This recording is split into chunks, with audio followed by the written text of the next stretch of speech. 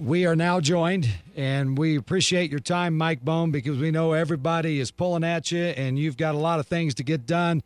Welcome back to the show. We appreciate your time. No, it's a pleasure to be with you. This is important to help everybody understand the challenges and opportunities ahead, and I appreciate the ability to be with you. Mike, it's Eric Goodman. I was at the press conference today. One of the questions you were asked was, how will the new coach know that he has more than 2 years as the head coach of the CU football team? And you gave an answer, and part of that answer was, if this guy is a leader, it's not really going to be a problem. Jon Embree had 2 years. Right. To me, I'm connecting the dots here, that he wasn't the leader that you wanted.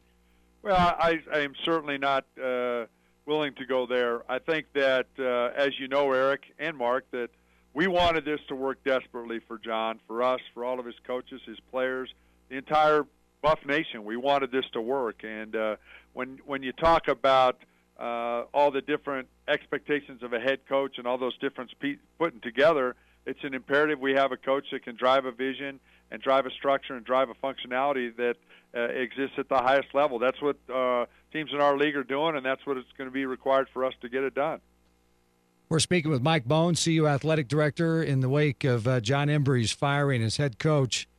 And, Mike, when did you realize, was this something that maybe built throughout the year as the attendance continued to dwindle, the performance on the field didn't really get better, or was this something that maybe you woke up and said, I got to do it now, or did this kind of just build?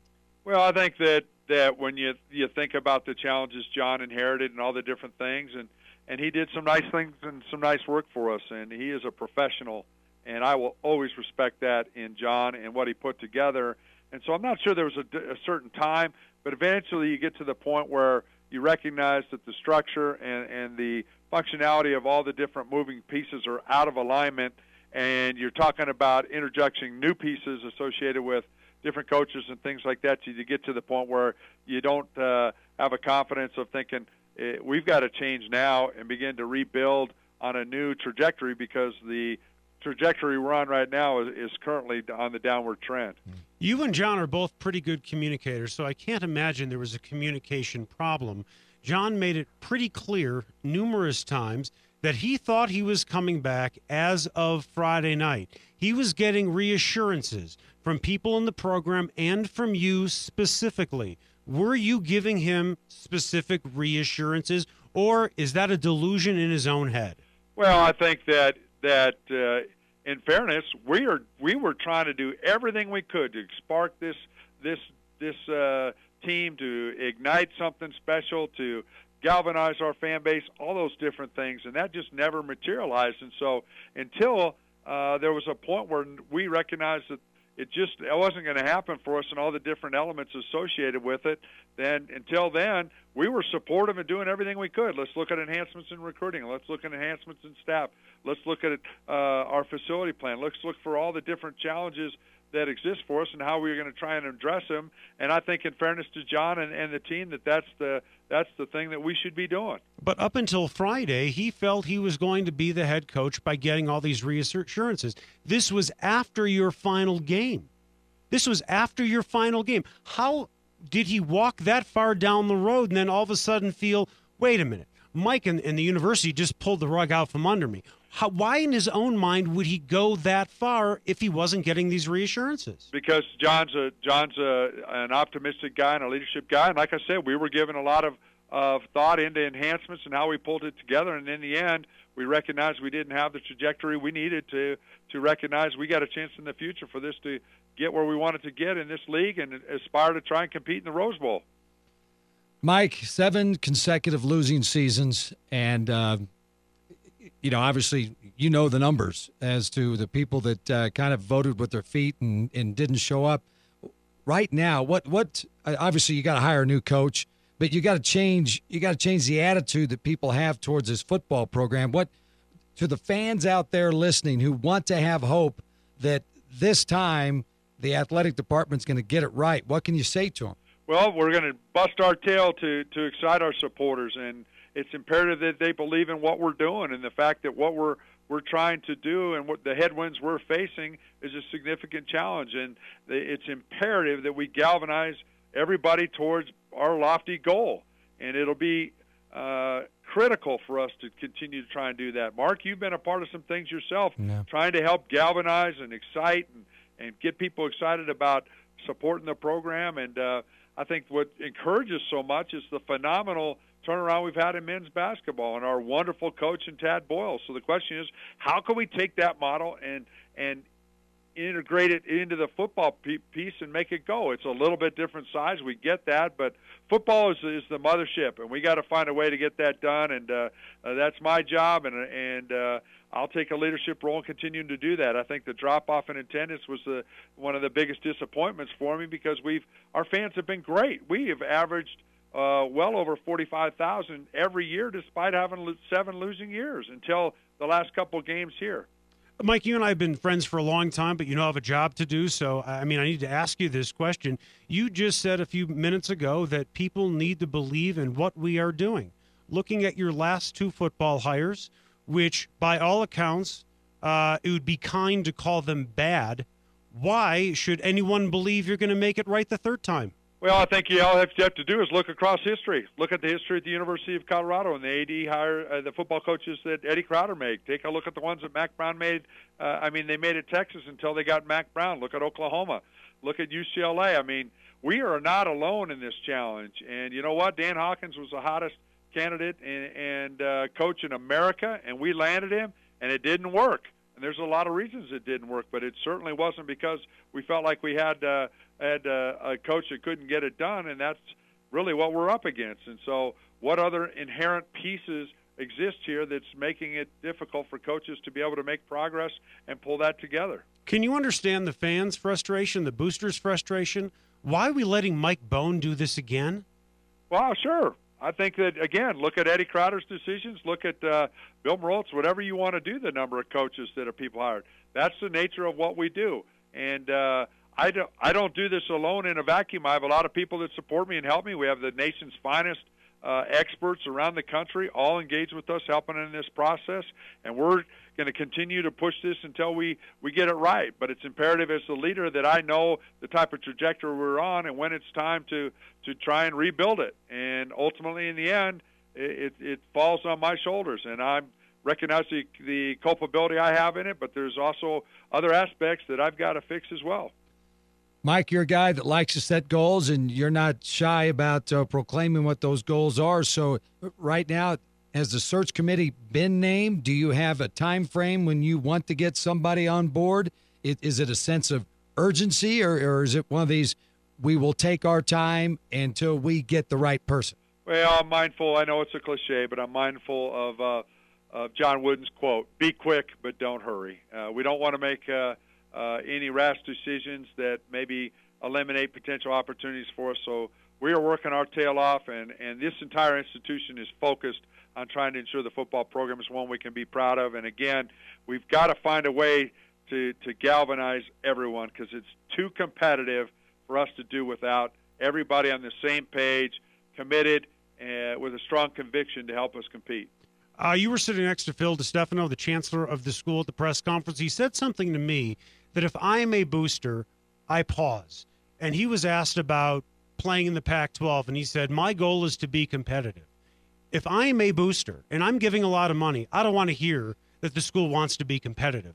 I want to hear from my chancellor that we want to win the Pac-12, we want to go to the Rose Bowl, and we are committed to winning a national title. I'm sorry, but being competitive, if I'm a booster, doesn't cut it.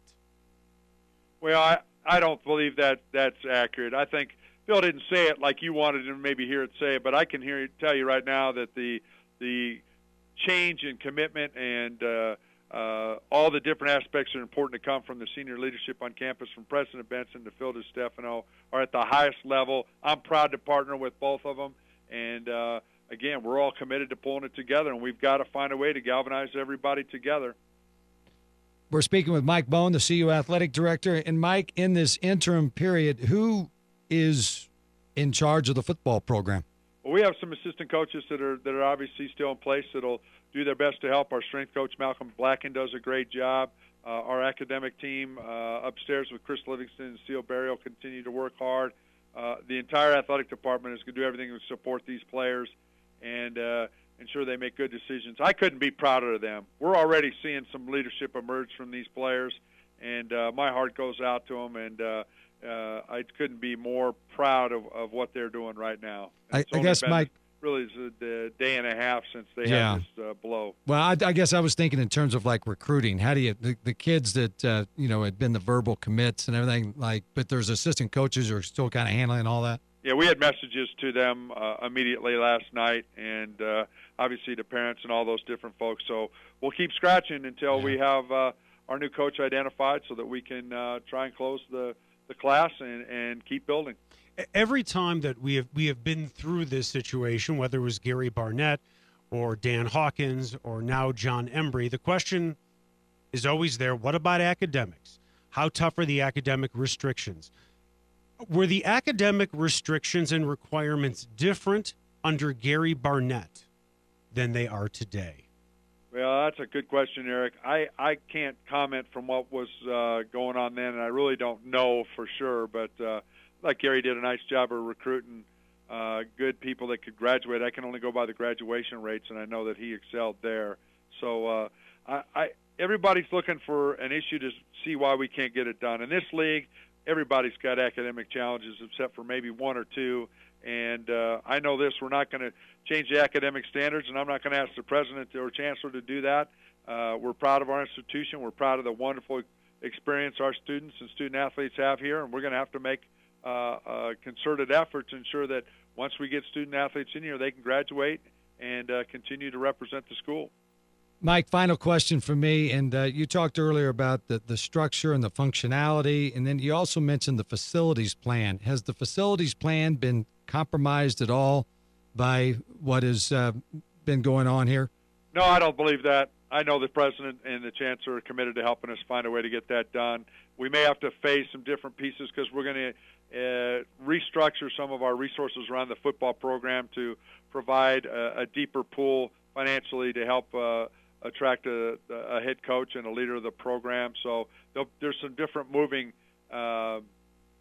pieces of the budget that are associated with that, and we'll be able to identify that here very shortly. Adding on to that, had a chance to talk to a bunch of donors and season ticket holders today, and this really goes off of what Mac just said. After Barnett got fired, the saying was, we are committed to new facilities. After Hawkins got fired, we are committed to new facilities. After today's press conference, we are committed to new facilities. It seems like there's a lot of talk and not a lot of action. Well, and that's why fans are frustrated.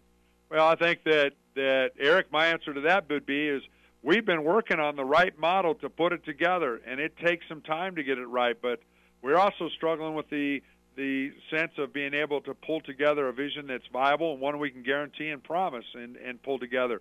We have been working on it, and we've been working on, obviously, private support, institutional support, athletic department support through possibly the Pac-12 revenue pieces, all those. It's complicated. It's very complicated, and we have made major commitments to facilities. We had a wonderful donor step up and put the bubble up for us. We have a new locker room. We have enhanced academic support. We have made a lot of strides associated with that maybe somebody doesn't see because it's not a huge structure. So it's not like we haven't done anything. We've been doing improvements as we have the resources and the level of support that we can put together. Is your budget different this time around than it was for Jon Embree? Yes. How much different? Worlds apart or a little bit? And where did you get the money? I would say significant. I'd say significant difference. Okay, now that we've beaten you up like everybody else has, how about that basketball team? Yeah, boy, isn't Tad and the team doing a great job? I'm just so proud of all of them. And you know what? They're gonna be a key piece in helping us attract a coach. To be honest with you, they really are. Why? Because they demonstrated a level of talent and a level of competitive spirit, and our coach is going to see that in our fan base too. And so that is going to be a critical piece of demonstrating what the University of Colorado is all about.